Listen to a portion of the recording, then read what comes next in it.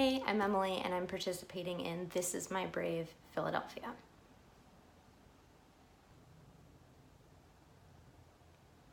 I grew up in Maryland, but now I live in Philly with my partner and my two goofy cats. In my spare time, when I have it, if I ever have it, I love to go on adventures. I love travel, even if it's just like a little day trip. I love true crime, super into like investigation, discovery, and all that stuff.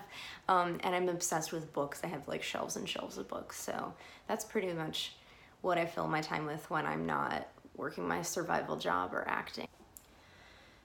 So mental illness actually affected my life before I even realized that I was struggling with mental illness myself. My father had depression for my entire life. I was the oldest in my family, so I always felt like I had to take the brunt of that rather than being like sad and lethargic the way that people usually think of depression. My dad would get violently angry and it was really, really scary.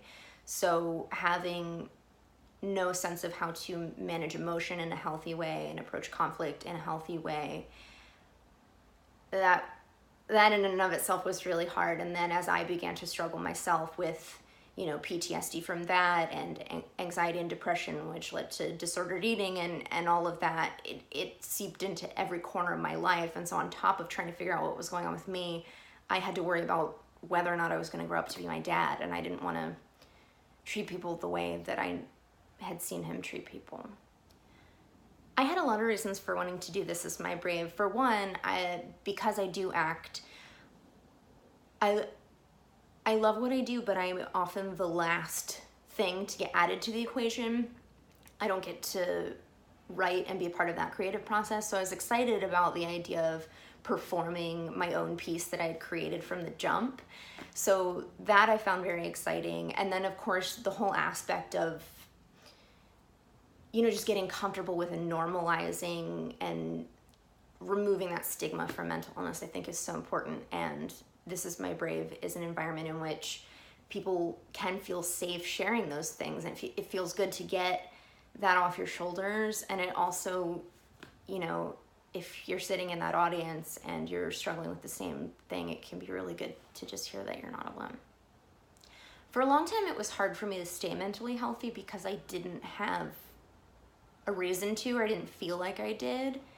And it took me really stepping back and reevaluating my own goals and getting serious about my own dreams and figuring out how to make that happen, that I let, my own goals become my inspiration. And in a backwards way, I let my upbringing kind of be an inspiration as well, that like, okay, I grew up in this type of home where there was so much conflict and so much pain, and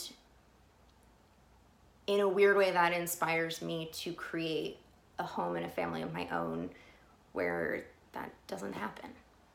There's so much that I think an audience can take away from This Is My Brave. I would hope some of the main things would be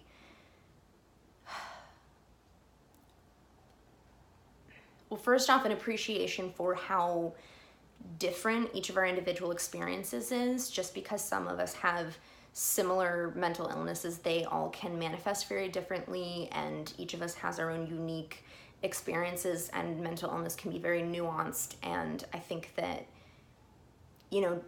treating people like they're monolithic is kind of a very serious problem. Like, we shouldn't be making blanket statements about mental illness. Each of us performing our pieces is different. And even if we suffer from similar things, it can manifest in different ways. It's complicated.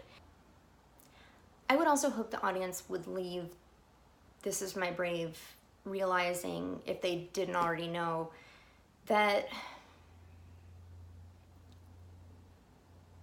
our mental illness isn't who we are.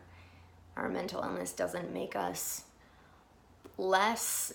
It's a challenge, and it can be a challenge for our loved ones as well. But if you can take the time to understand mental illness and be supportive, then it's easier for everyone.